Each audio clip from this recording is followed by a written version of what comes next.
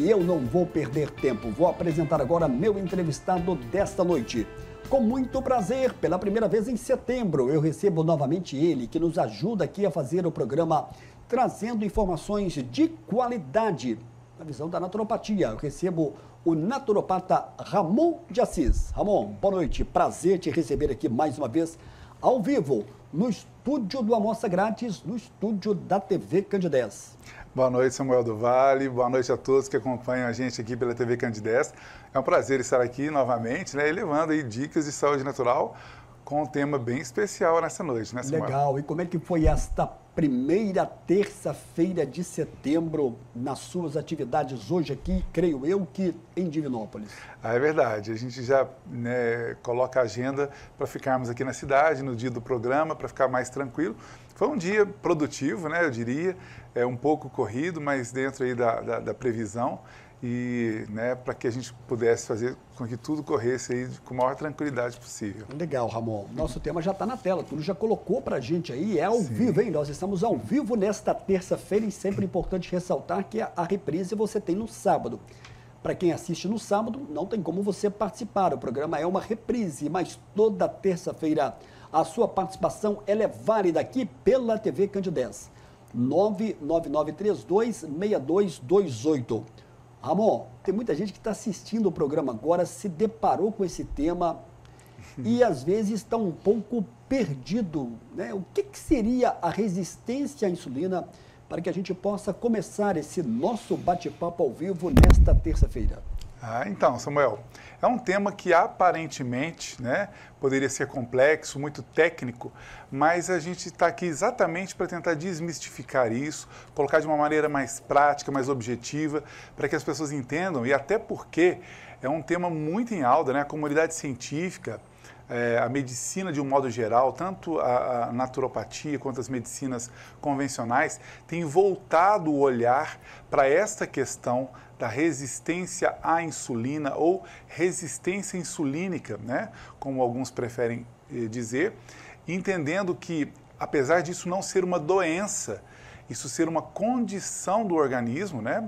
de cada um de nós, realmente tem chamado a atenção porque a resistência à insulina, quando desenvolvida pelos nossos organismos, ela abre porta para diversas doenças e outras condições mais. Antes, pensava-se que a resistência à insulina, como o nome já demonstra, né, estaria abrindo porta apenas para diabetes. E não, pode ser diversos outros problemas. Primeiro, Samuel, vamos entender ali o que é a insulina, né? Porque muitas pessoas, não tão familiarizadas com o termo, podem ter ouvido, fulano toma insulina. Então, nós não estamos falando desta insulina sintética, né? Nós estamos falando da insulina, que é um hormônio que o nosso próprio corpo produz. E o nosso corpo produz a insulina para fazer com que a glicose que nós ingerimos, que nosso próprio corpo transforma, né, que é procedente ali do açúcar ou que vira açúcar no nosso sangue, fazer com que essa glicose adentre as nossas células, para que nós tenhamos energia, para que a gente converta isso em energia para o movimento, para as nossas ações, para o raciocínio e tantas outras funções biológicas. Então a insulina é um hormônio natural, é um sarcódio, né, que o nosso próprio corpo produz na tentativa de fazer com que essa glicose do nosso corpo adentre a nossa célula. Até aí tudo bem, super normal, é o que tem que acontecer. Toda vez que a gente tem uma ingestão de glicose, o nosso corpo tem que produzir insulina adequadamente para que o nosso corpo, as nossas atividades fluam naturalmente e de uma forma positiva, de acordo com o que a gente pretende. Porém, Samuel, o detalhe da resistência à insulina surge quando nós, sociedade, acabamos ingerindo por demais a glicose ou que se transforma em glicose, e diga-se de passagem, a glicose que fica no nosso sangue, correndo no nosso sangue, ela é altamente tóxica. Então, o nosso pâncreas, que é o órgão responsável pela produção de insulina, acaba produzindo a insulina para fazer com que essa glicose saia do sangue e vá para a célula. E nesse processo, o que acontece? De tanta glicose que nós temos ingerido ou de alimentos que se convertem em glicose, o nível de glicose no nosso sangue está muito alto, né? Quando eu falo está, eu falo em nível de sociedade, e não só no Brasil, mas no mundo afora. E com isso, o nosso corpo precisa produzir insulina proporcional para fazer com que aconteça esse fenômeno de entrada da glicose na célula. Porém, de tanta insulina que o nosso corpo produz, o nosso corpo começa a rejeitar esse excesso de insulina, que aí a gente chama de resistência à insulina ou resistência insulínica.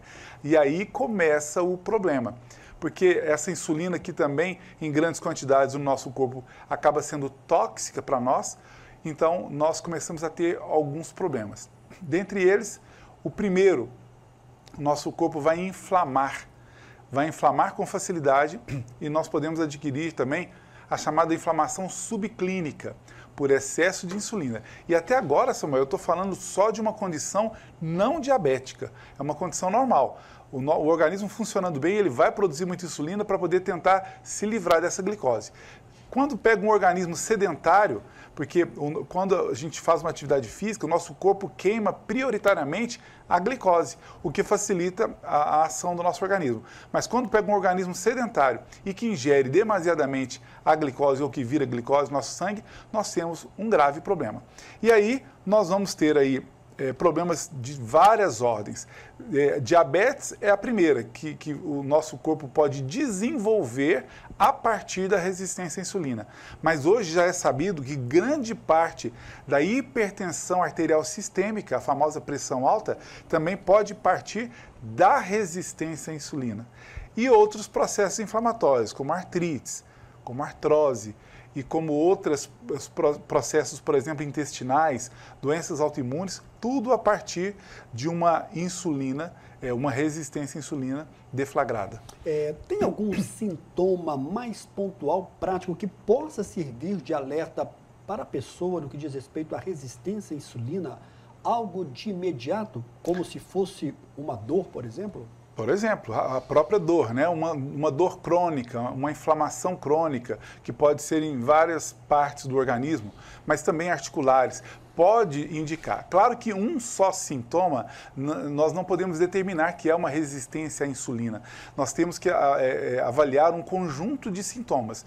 E nós temos também um exame, né? O exame da insulina basal, Samuel, ele pode determinar ali que já está ali, né, constatada uma resistência à insulina. Mas mesmo antes dessa insulina do exame dar elevada, né, a gente já pode perceber alguns sintomas clássicos. Por exemplo, uma visão embaçada. A pessoa às vezes já foi ao oftalmologista, está tudo em ordem, tudo em dia, mas de vez em quando a visão fica embaçada, de vez em quando ela volta ao normal. Isso já pode ser um sintoma de picos de insulina no nosso corpo, ou a resistência à insulina. O que mais que pode ser causa ali da resistência à insulina? A famosa SOP, né? SOP, Síndrome do Ovário Policístico, tem como principal causa a resistência à insulina. Como eu já disse, a própria hipertensão arterial sistêmica, que pode ter outras causas, mas dentre elas, a resistência à insulina. Um fator bem característico também, Samuel, é manchas escuras, especialmente no pescoço, ali formando um colar escuro.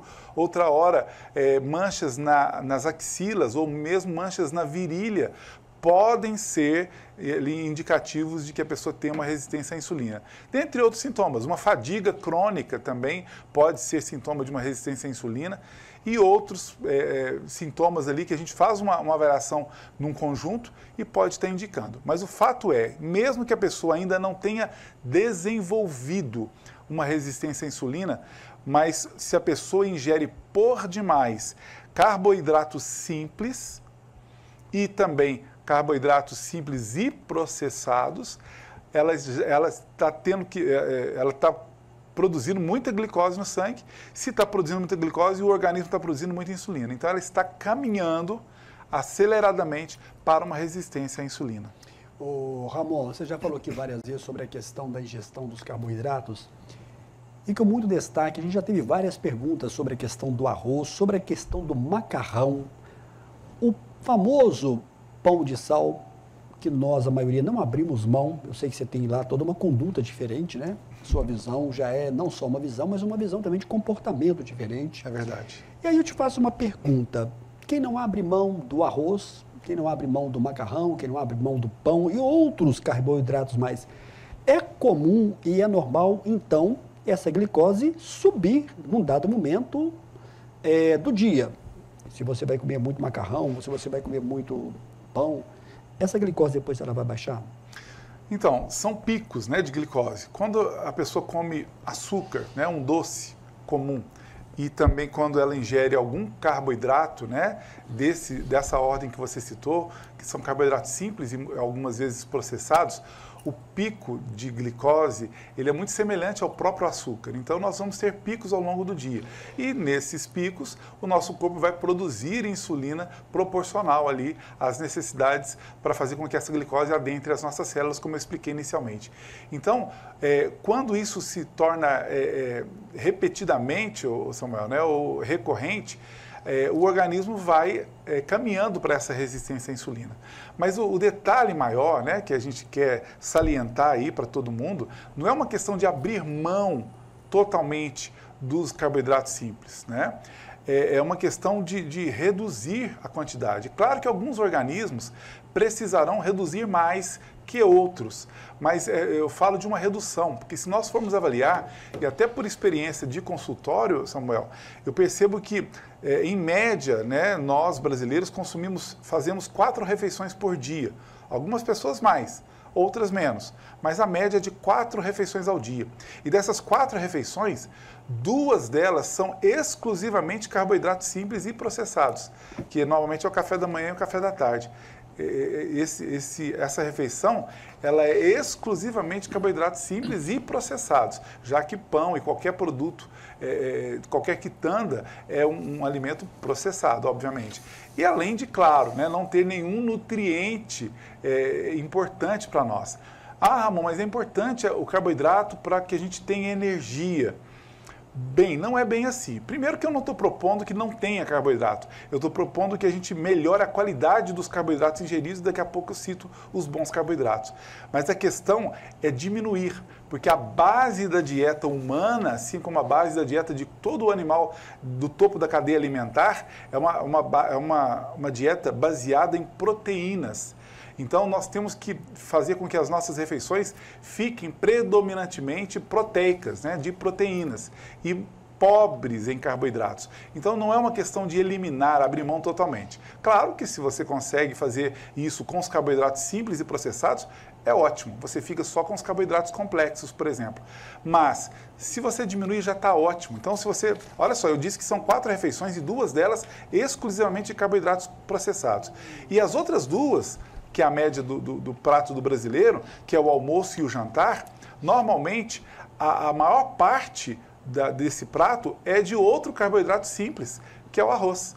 O feijão também entra nesse rol, mas veja só, eu diria que 70% do prato do brasileiro hoje, ainda hoje, é o arroz e feijão.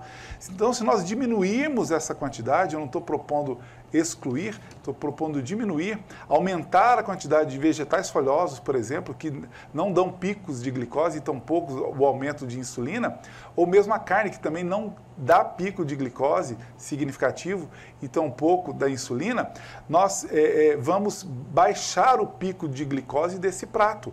E também se nós modificamos a ordem do que a gente come, se nós comemos primeiro, por exemplo, os vegetais folhosos junto ali da proteína animal, seja carne, seja peixe, seja ovos, nós vamos diminuir muito o pico de glicose e deixamos ali os carboidratos em menor quantidade e por último. Então, isso pode mudar significativamente os níveis de glicose e também de insulina no nosso corpo. Legal. Para você que está acompanhando a TV Cândido 10, nós estamos ao vivo nesta terça-feira. Hoje é dia 2 de setembro, é a primeira terça-feira do mês. A direção técnica está me avisando aqui que nós vamos ter que chamar o nosso primeiro e curto intervalo. Você pode continuar participando conosco, enviando a sua pergunta, tirando a sua dúvida. A gente está com esse tema que está na tela aí hoje, hein? Resistência à insulina na ótica da naturopatia. Daqui a pouco a gente volta.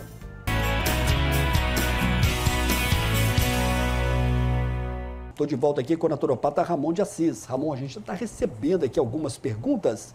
Olá, Samuel, boa noite. Aqui é o Valmir, do bairro Itaí. Se a minha glicose estiver baixa, posso tomar as mesmas doses de insulina diária? Suco de laranja natural pode aumentar a glicose? Obrigado, Valmir. Naturopata Ramon de Assis vai responder para você. Obrigado, Valmir. Boa noite. Excelente pergunta aí para a gente esclarecer algumas questões.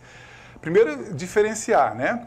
Existe a insulina que o nosso próprio corpo produz, principalmente em indivíduos, né? Organismos saudáveis que não sejam diabéticos, né? Ou principalmente a diabetes tipo 1, que é a insulino dependente, mas creio que a pergunta aí do Valmir se refere, obviamente, à insulina aplicada, né? Para os casos da diabetes tipo 1. Então, nesse caso, Valmir, o que tem que ser bem acompanhado, né? Eu recomendo, eu tenho vários pacientes que a gente faz o acompanhamento junto ali, né? Do endocrinologista, que é o médico responsável por esse controle insulínico, né? Quando aplicado.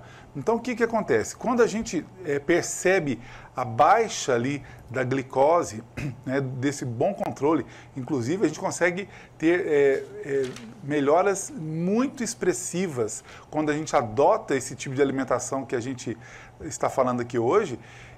Então, os meus pacientes, por exemplo, a gente sempre sugere e a melhora é significativa, né? E podendo reduzir, sim, as insulinas aplicadas. Então, o que acontece? Quando o seu endocrinologista, no acompanhamento, percebe que a sua glicose baixou, né? E principalmente aquela média da chamada hemoglobina glicada, que a gente faz um exame para ver a média que está, quando ela baixa, com certeza ele também vai reduzindo proporcionalmente a quantidade de insulina. É claro que isso tem que ser feito pelo próprio profissional, né? O paciente deve informar ao endocrinologista para que ele vá baixando. E com isso ele vai melhorando a qualidade de vida e diminuindo ali essa insulina sintética, né? Que não é tão saudável assim para o nosso organismo. Ele pergunta na sequência sobre suco de laranja. Se pode aumentar a glicose. Então, Valmir, vamos entender ali. É a frutose, né? Você já até falou sobre Exatamente, isso. Exatamente, né? Bem lembrado, Samuel. A gente destaca que todo e qualquer açúcar, mesmo que natural, mesmo que das frutas, ele pode dar picos glicêmicos. E a frutose, que é o açúcar das frutas, ela ainda tem uma carga de intoxicação maior do que outros açúcares. Então, eu costumo dizer que a natureza produziu, né, alimentos como as frutas de uma maneira muito equilibrada, onde ela coloca ali o veneno, que é o açúcar, para chamar atenção, para a fruta ficar agradável, saborosa, né? Mas ele coloca ali um antídoto desse açúcar, que é a fibra inteira ou integral daquela mesma fruta. Então, quando a pessoa come uma fruta com as suas fibras, a fibra vegetal, ela neutraliza, ela quebra o pico glicêmico alto que o açúcar da fruta dá. Mas quando a gente pega só o doce da fruta, que é o caso de chupar uma laranja ou fazer suco de laranja, e o bagaço não vai junto, né? Vai só o caldo. E nesse caso, vai só o açúcar, né, o veneno, e não vai o antídoto, que é a fibra vegetal, no caso o bagaço. Então, suco de fruta natural, ainda que não adicione nem açúcar, nem outro tipo de aditivo, ele dá um pico glicêmico, sim, muito alto. Isso vale para qualquer outro suco de fruta doce, né? Frutas doces. Então, o ideal é que a gente consuma isso com muita moderação, né? E quando a pessoa é diabética, sobretudo diabética insulino dependente, ela precisa avaliar muito bem junto ao seu profissional para que ela não exagere e acabe desregulando aí a sua glicemia. Então, muito cuidado aí com os sucos naturais por causa desse açúcar. Ô, Ramon, tem uma telespectadora que não se identificou, mas ela pede para você reforçar sobre o que fazer para diminuir a resistência à insulina. Você pode resumir para a gente? Perfeitamente, né? A gente agradece de toda forma o contato e a pergunta. Então, é muito importante a gente entender esse balanço, né? Hoje nós temos uma dieta que é predominantemente de carboidratos simples e carboidratos simples processados. Então eu diria que nós temos aí talvez 60%, 70% do que a gente come é desses carboidratos. O que a gente precisa fazer? E claro, com um bom acompanhamento, né, profissional, seja com o naturopata, seja com o endocrinologista ou com o nutricionista, nós temos que inverter essa balança, fazer com que a base da nossa alimentação seja de alimentos que não sejam carboidratos simples e simples processados. Então, portanto, a gente tem que ingerir mais proteína né, de um modo geral, né, que pode ser bem orientada pelo profissional, proteínas, vegetais folhosos, né, frutas, preferencialmente aquelas menos doce ou nada doce, né, exemplo disso, o kiwi, a goiaba, o morango, o abacate, o coco, né, são frutas estratégicas ali para que a gente não dê picos aí de glicose muito altos. Então, frutas estratégicas, os carboidratos complexos, esses sim são muito interessantes, moderadamente, são muito interessantes, que são os leguminosos, por exemplo. Mas diminuirmos drasticamente a ingestão dos carboidratos simples e simples processados. Legal. Olá, Samuel, boa noite. Doutor Ramon está ao vivo? Parabéns pelo desempenho dele nas suas respostas. Aqui é Beatriz Rocha, moro aqui no centro. Aproveito para perguntar o que comer no café da manhã, o que seria o mais ideal. Beatriz, obrigado pela sua mensagem. O naturopata Ramon de Assis vai te responder. Beatriz, obrigado, viu? Um abraço para você, boa noite. Pergunta excelente, né? Eu sempre recomendo aos meus pacientes que a primeira e a última refeição do dia não deve ter carboidrato simples, de forma alguma. No meio do dia, né, talvez possamos ter aí um carboidrato simples, como arroz, ou batata, ou angu, por exemplo, né? Só um exemplo. Isso quem vai determinar é o profissional que acompanha. Mas para a primeira e para a última refeição, o ideal é que a gente não ingira carboidratos simples de forma alguma. Uma ótima proposta, Beatriz, de desjejum, eu vou pegar aí o alimento considerado o segundo alimento mais nutritivo do mundo, que é o ovo. Então, comer um ovo ou comer ovos pela manhã, ovos mexidos, ovo cozido, ovos omelete, ou mesmo se for frito ali com uma manteiga ghee, né? Para quem não conhece a manteiga ghee, lá no meu Instagram, Naturopata Ramon de Assis, eu ensino os benefícios da manteiga ghee, que é a manteiga clarificada utilizada na Índia há milênios, e também ensino a fazer a manteiga ghee em casa, né, para ficar aí de uma forma mais barata, um alimento super saudável. Você pode até fritar ali seus ovos 2 vezes por semana com a manteiga ghee, que ela não hidrogeniza, né, e não vai entupir suas veias. Então, os ovos talvez seja o melhor desjejum que a gente pode fazer. Depois disso, né, você pode optar também por, de repente, um abacate, né, um abacate ali com um fio de óleo de coco, com um pouquinho de cacau em pó, 100%, pode ser uma super refeição pela manhã e você não vai dar pico glicêmico nenhum, melhorando aí a condição da diabetes de quem tem, ou prevenindo ou reduzindo o índice glicêmico, que vai também combater ou prevenir a resistência à insulina. Ramon, quem não abre mão, vou voltar a repetir a pergunta que eu fiz a você no primeiro bloco, quem não abre mão do arroz, do feijão, do macarrão, do pão de sal, pelo simples fato de ter esses produtos nas suas refeições durante o dia, a pessoa pode virar aí, ser um diabético? Com certeza. Se a pessoa desenvolve aí a resistência à insulina, ela pode se tornar um diabético por essa razão. Mas entendendo, né, nós não temos que zerar esses carboidratos simples, nós temos que inverter a ordem, né? Primeiro, fazer com que a gente diminua a ingestão desses carboidratos simples e processados. E depois inverter a ordem na hora de comer. Vejam só, se você come um carboidrato simples, né, como qualquer farináceo, né, e aí não é só o que tem glúten, não é só farinha branca, mesmo outras farinhas consideradas menos prejudiciais, do ponto de vista metabólico, ela faz o mesmo estrago. Então, farináceos, massas e grãos podem dar picos de glicose semelhantes ao açúcar. Olha que interessante. Mas quando você introduz um alimento, por exemplo, o abacate que eu citei ainda há pouco, ou o próprio ovo, junto do carboidrato, esse pico glicêmico é menor.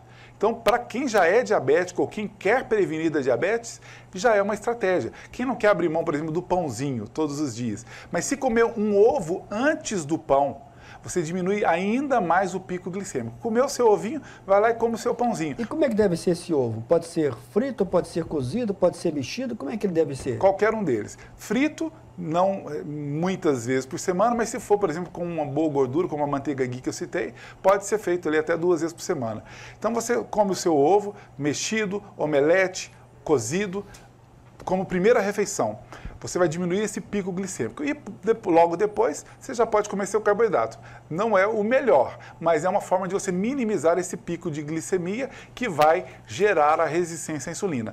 No almoço, a inversão da ordem do que se come. Se você comer primeiro, como eu disse anteriormente, os vegetais folhosos junto da proteína animal, para depois o arroz com feijão, você também já diminui o pico glicêmico, que obviamente tente diminuir a quantidade de arroz e feijão. Ramon, eu fiquei muito curioso aqui, eu acho também que o público que está nos acompanhando agora também deve ter ficado muito curioso, é sobre a questão dessa manteiga ghee, que você falou que substitui o óleo de soja.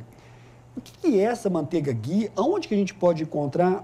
E ela é mais cara do que uma latinha, por exemplo? Hoje não fala mais lata, né? É o PET lá do óleo de soja. Ele é mais cara?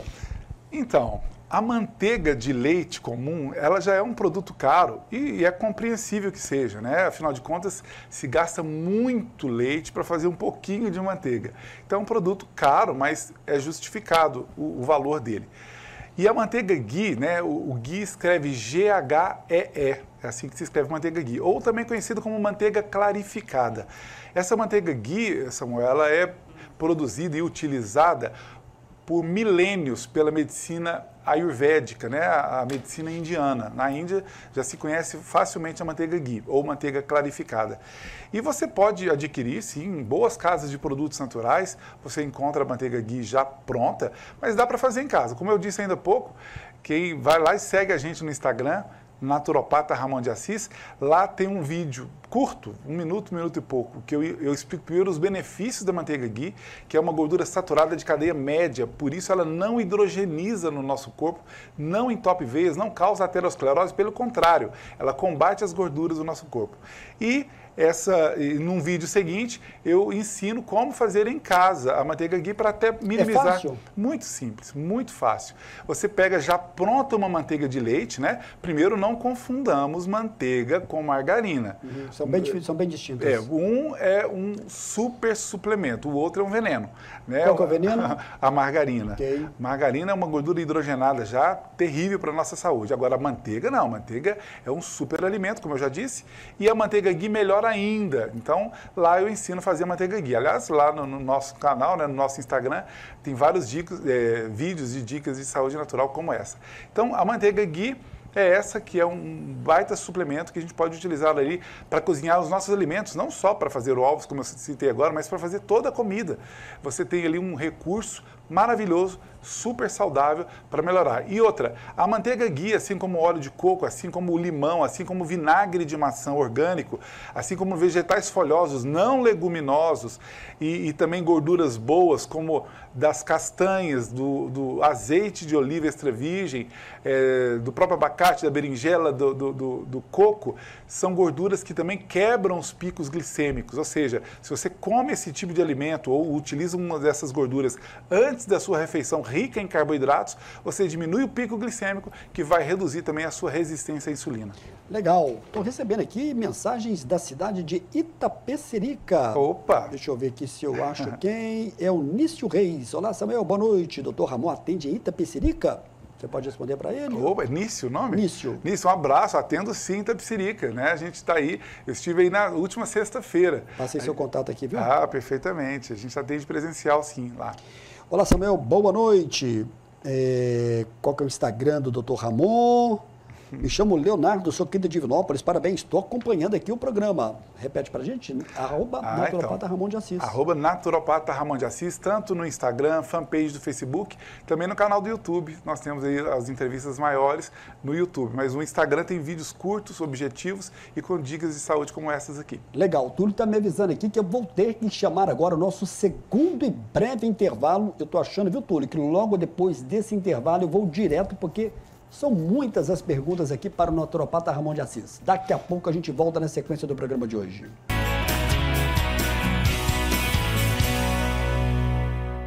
Estou de volta aqui no estúdio da TV Candidez. A gente vai agora tentar levar até o final isso porque nós temos muitas perguntas para o naturopata Ramon de Assis. Hoje é terça-feira, dia 2 de setembro de 2025, ao vivo na terça, com a nossa reprise no sábado. Ramon, a gente tem aqui algumas perguntas dos telespectadores. Olá, Samuel, boa noite aqui. Boa noite também, doutor Ramon. Gostaria de saber qual que é a probabilidade dos filhos terem diabetes, uma vez que ambos os pais são diabéticos. É verdade que a doença diabetes pode pular uma geração? Parabéns pelo programa, que é de enorme valia para os que assistem. Obrigado aí, Anderson, pela sua mensagem. Então, Anderson, obrigado, viu? Boa noite. Excelente pergunta, né? Na verdade, a gente trouxe um tema aqui no programa anteriormente, né? Que provavelmente está ali no canal do YouTube do programa, também está no nosso, a entrevista completa, falando sobre epigenética, né? E o desdobramento da epigenética, que é a nutrigenética, que realmente aponta aí que quando nós temos, principalmente quando nós temos pessoas, pai, mãe, que tem uma doença ali, né? Exemplo, a diabetes, nós carregamos ali uma predisposição para despertar essa doença. Então, o que acontece? Existe a predisposição, mas nós podemos fechar as portas para essa doença quando nós adotamos medidas e hábitos saudáveis, como os que a gente está passando aqui hoje, né? Quem entende essa dinâmica ali de reduzir a resistência à insulina e modificando seus hábitos alimentares, né? Tirando a predominância dos carboidratos simples e processados e aumentando ali a quantidade de proteínas e alimentos que quebram esse pico de glicose e, consequentemente, da resistência à insulina, com certeza vai diminuir muito o percentual de chance de desenvolver diabetes. Então, é um dos caminhos. Mas a gente pode prevenir outras mais doenças com essa mesma, com a mesma mudança que a gente está propondo aqui hoje, viu, Anderson? Então, excelente pergunta. Então, se tem casos na família, dá para fechar as portinhas, melhorando a qualidade do que se come.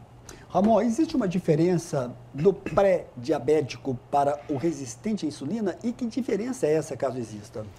Então, existe sim uma diferença, né? O pré-diabético, né, normalmente os exames dele, por exemplo, os exames de glicose em jejum e o exame de hemoglobina glicada, né, que é uma média ali do comportamento glicêmico, né, nosso, ele já dá alterado ali, né? Por exemplo, a partir de 5,7% a hemoglobina glicada já indica uma pré-diabetes. E muitas vezes a pessoa que está com a glicose em jejum repetidamente em torno de 100 ou pouco acima de 100 também está indicando uma pré-diabetes.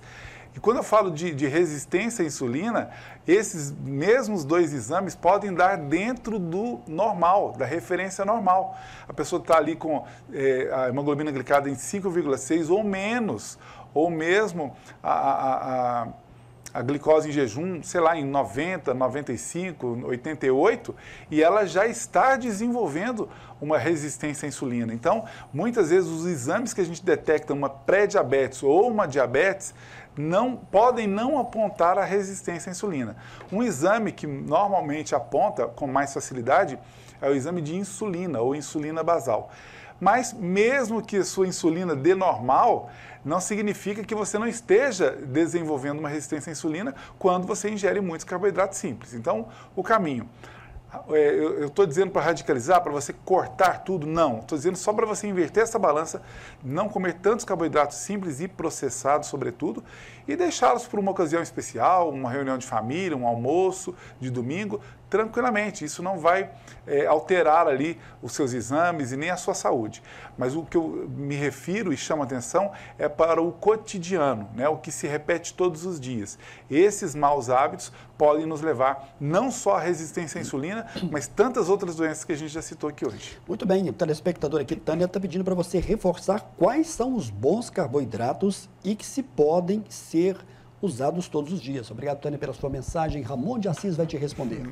Tânia, obrigado mesmo pela pergunta, um abraço. Então, é claro que quando a pessoa já tem ali alguma alteração nos exames, Tânia, é legal que o próprio profissional oriente o paciente do que ela deve ingerir, nas quantidades certas, né? E para isso nós temos nossos queridos nutricionistas que fazem esse cálculo maravilhosamente bem, né? Da quantidade e o que pode ser ingerido ali por semana, por exemplo. Então, tem que ser feito um cálculo individualizado. Mas os bons carboidratos são os que a gente chama de carboidratos complexos, né? Por exemplo, as frutas não doces ou menos doces são carboidratos complexos, são menos perigosos para a resistência à insulina ou mesmo para diabetes.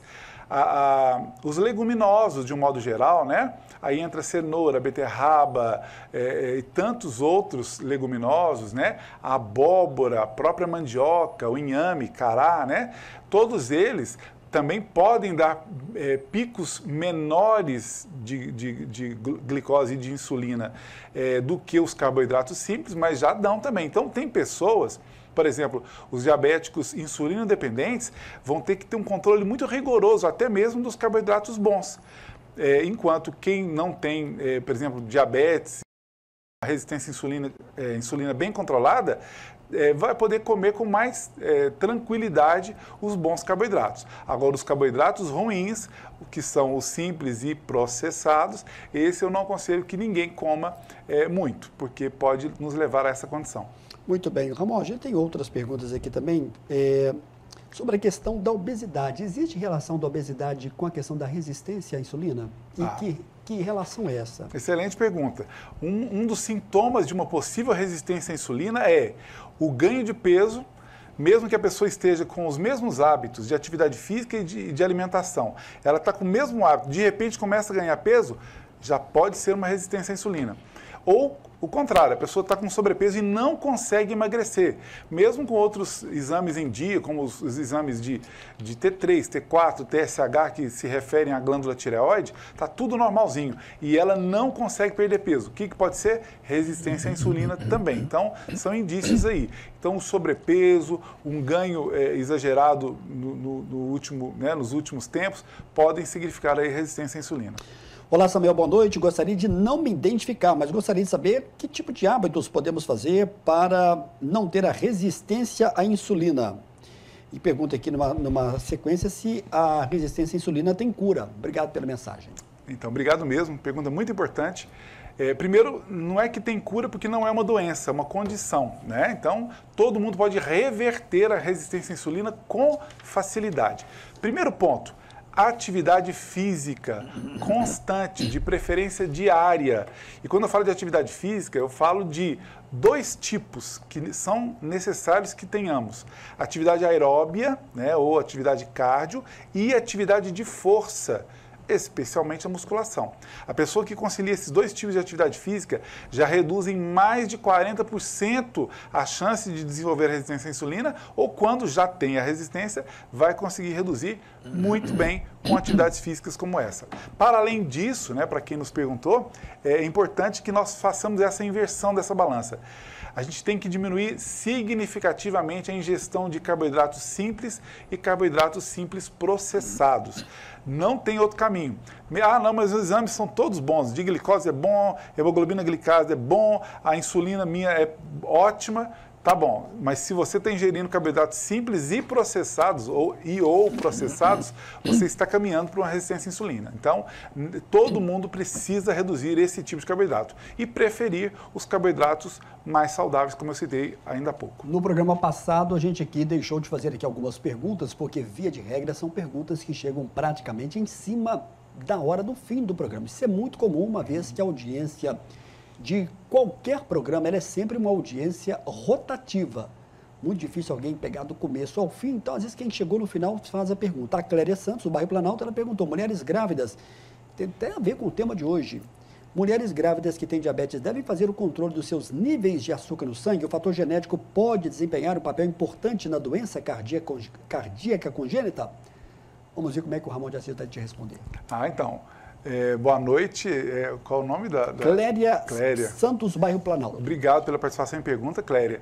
Resposta sim para as duas perguntas, né? Então, assim, tem que fazer um bom acompanhamento e é legal que a sua pergunta, apesar de ser do programa passado, mas é muito pertinente ao tema de hoje, e a regra vale também para gestantes. Então, a gestante que tem, por exemplo, a oportunidade de se preparar para a gestação, é muito importante que ela já reduza os carboidratos simples e processados para que ela tenha uma gestação mais tranquila. E, claro, faça atividade física também, né?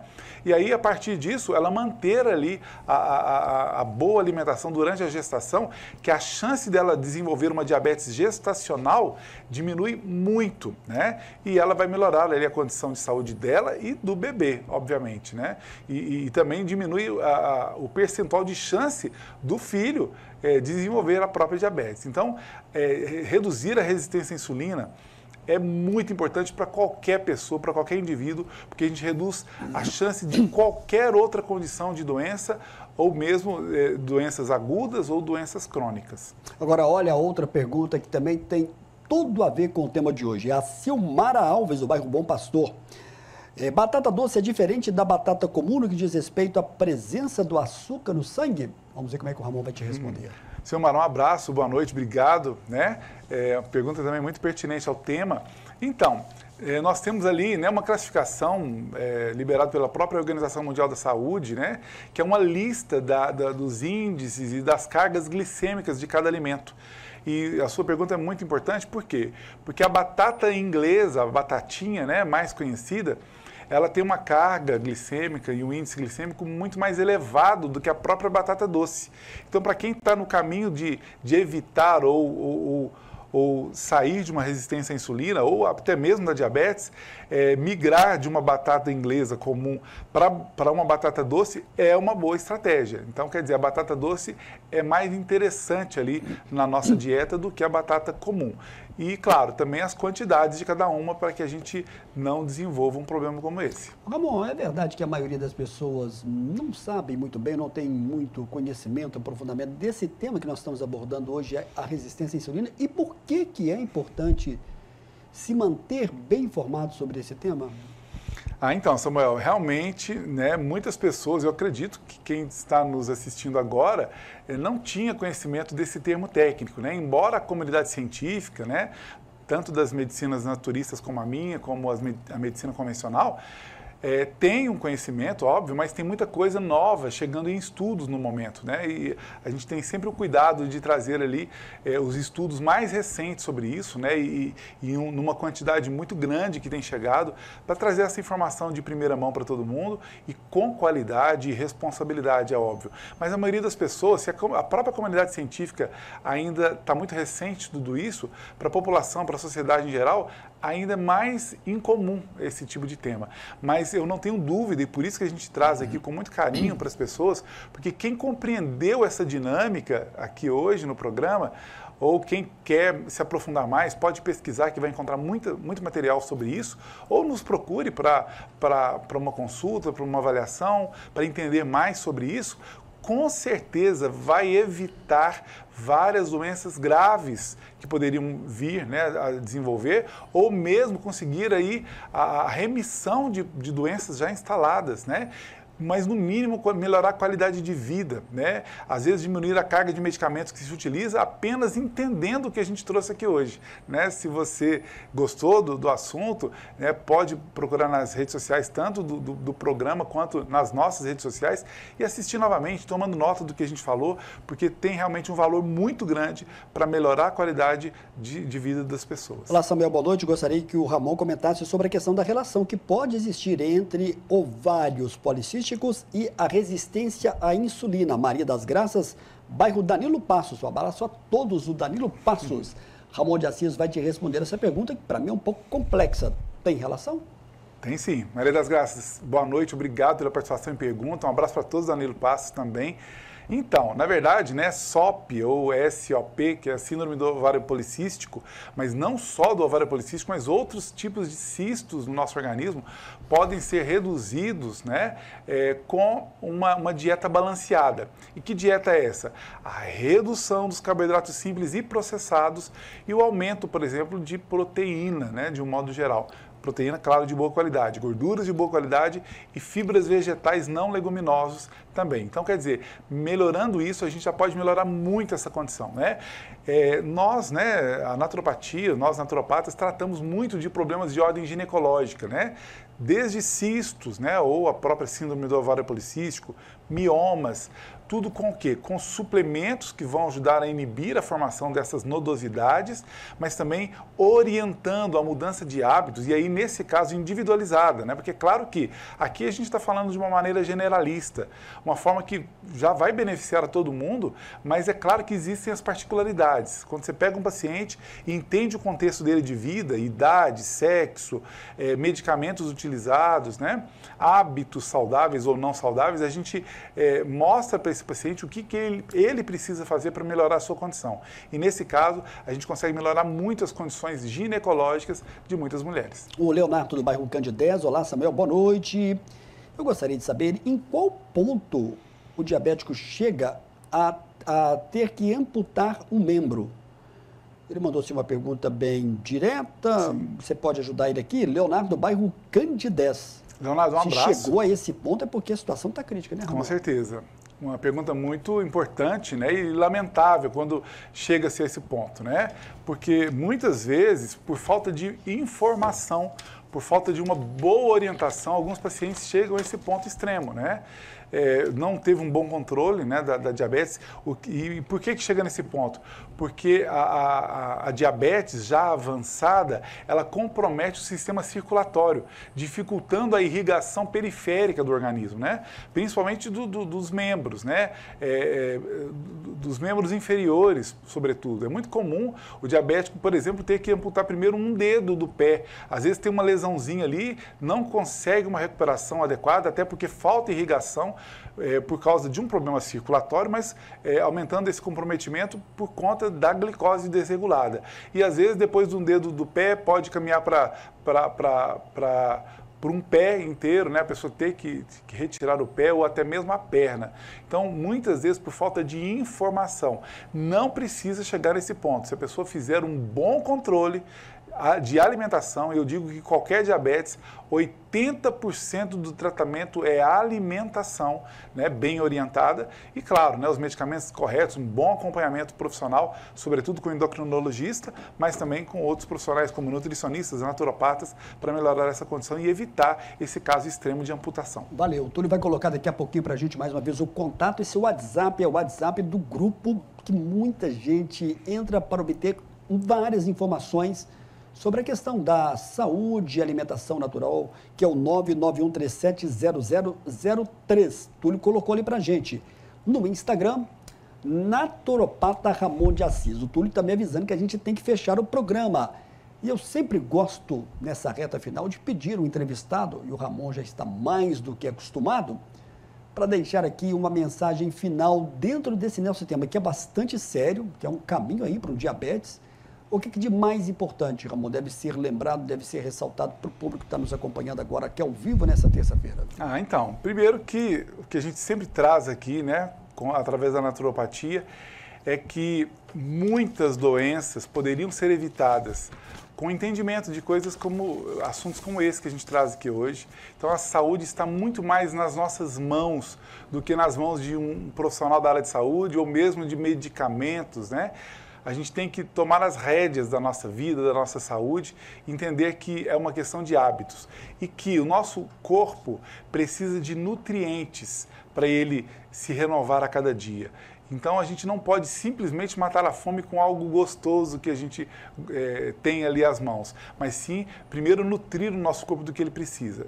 E claro, eventualmente, a gente pode fazer uso de algo que a gente goste, mas tome as rédeas da sua saúde, porque isso pode mudar de maneira determinada a sua condição de vida, né? E claro que a nossa proposta é trazer essa orientação, esse abrir os olhos, mas claro que o acompanhamento individualizado é sempre diferenciado. Quando você estava falando, eu estava dando uma checada aqui, tem outras mensagens, outras perguntas, mas no próximo programa, que vai ser a primeira terça-feira de outubro, a gente vai voltar e vai fazer aqui todas essas perguntas. Ramon, mais uma vez, obrigado pela sua presença, obrigado por essas também. Informações importantíssimas para o público que está nos acompanhando aqui hoje.